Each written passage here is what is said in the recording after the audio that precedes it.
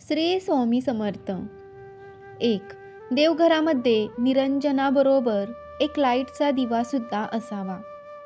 वास्तुशास्त्रानुसार देवघर कधीही अंधारात ठेवू नये. 2, तुमच्या घरातील फर्निचर हे चौकोनी किंवा आयताकृती आकाराचे असावे. विचित्र आकार किंवा अगदी गोलाकार तुकडे वास्तुशास्त्रानुसार घरात नसावे. 3, वास्तुशास्त्रानुसार पैशाशी संबंधित समस्या दूर करण्यासाठी घराच्या उत्तर आणि पूर्व दिशेच्या भिंतीवर आरसा लावावा. असे म्हणतात की या दिशेला आरसा लावल्यास व्यवसायात सुरू असणाऱ्या पैशाशी संबंधित समस्या दूर होतात. तसेच अचानक धनलाभाची संधीही मिळते. 4, पलंगाखाली कधीही दुरुपयोगी सामान, भंगार, कचरा ठेवू नका. यामुळे नकारात्मक ऊर्जेचा संचार होतो.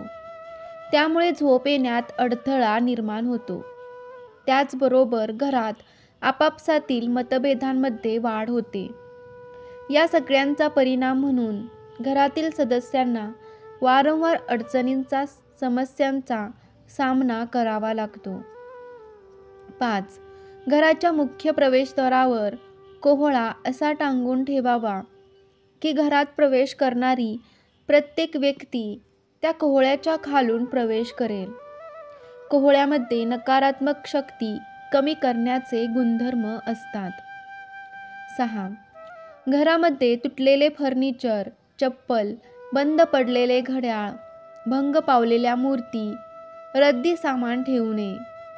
घराचे प्रवेशद्वार नेहमी मोकळे आणि स्वच्छ ठेवावे. 7, घरातील सर्वात जास्त नकारात्मकता निर्माण करणारी ठिकाणे, उदाहरणार्थ शौचालय, बेसिन आणि किचन ओट्याचे सिंक रोज अंघोळीच्या आधी स्वच्छ करून घ्यावे. घरातील स्वच्छतागृहासाठी वेगळी चप्पल ठेवावी. दरवेळी स्वच्छतागृहाचा वापर केल्यानंतर पायावर पाणी घेऊन बाहेर यावे आणि स्वच्छतागृहाचे दार वापर केल्यानंतर तसेच उघडे न ठेवता कटाक्षाने लावून घ्यावे. 8, ज्या नवीन वास्तूस दारे, खिडक्या बसवलेल्या नाहीत अशा वास्तूमध्ये ब्राह्मण भोजन झाल्याशिवाय कधीही प्रवेश करू नये.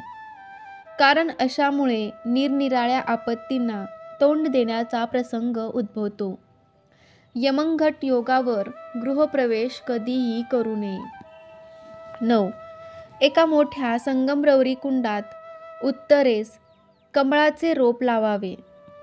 त्यामुळे व्यावसायिक ध्येयाप्रत तुमची त्या कमळासमान फुलून वाटचाल होईल. 10, घरामध्ये सकारात्मक ऊर्जा प्रवाहित होण्यासाठी मुख्य दरवाजा स्वच्छ आणि व्यवस्थित असणे अत्यंत महत्त्वाचे मानले जाते.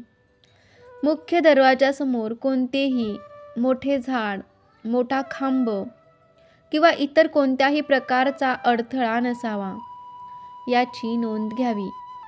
यामुळे देवी लक्ष्मी क्रोधित होऊन तुमच्या घरातून निघून जाते अशी मान्यता आहे. 11, मुलांची शैक्षणिक प्रगती चांगली होण्यासाठी त्यांना पूर्वेला डोके आणि पश्चिमेला पाय करून झोपवावे. 12, मुलांच्या उत्तम शैक्षणिक प्रगतीसाठी पूर्वेला किंवा ईशान्येला तोंड करून अभ्यासाला बसवावे. 13, लहान मुलांना घराच्या नैऋत्य दिशेमध्ये झोपवू नये. त्यामुळे त्यांची शैक्षणिक प्रगतीत अडथळे येऊ शकतात. 14, घरामध्ये पैसा, संपत्ती, ऐश्वर्य टिकून राहण्यासाठी घराच्या नैऋत्य दिशेमध्ये तिजोरी किंवा पैशाचे कपाट असावे. 15, घरामध्ये शैक्षणिक आर्थिक प्रगती व्हावी यासाठी भडक रंगाचे कपडे वापरणे टाळावे. 16, ईशान्य दिशेला वास्तुदोष असेल तर मुलांच्या शिक्षणावर आणि आरोग्यावर खूप वाईट परिणाम होतात. नवीन घर बांधताना किंवा विकत घेताना घराचा आकार आयताकृती किंवा चौकोनी असावा. 17, मुलांच्या उत्तम शैक्षणिक प्रगतीसाठी सरस्वतीचे प्रज्ञावर्धन स्तोत्र आणि गणपती अथर्व शीर्ष मुलांनी रोज म्हणावे. 18. उत्तम वैवाहिक आयुष्यासाठी नवरा बायकोंनी 2 जोडलेल्या बेडवर झोपू नये. 19. नवीन घर घेताना पहिल्या व शेवटच्या मजल्यावरचे घर विकत घेणे टाळावे.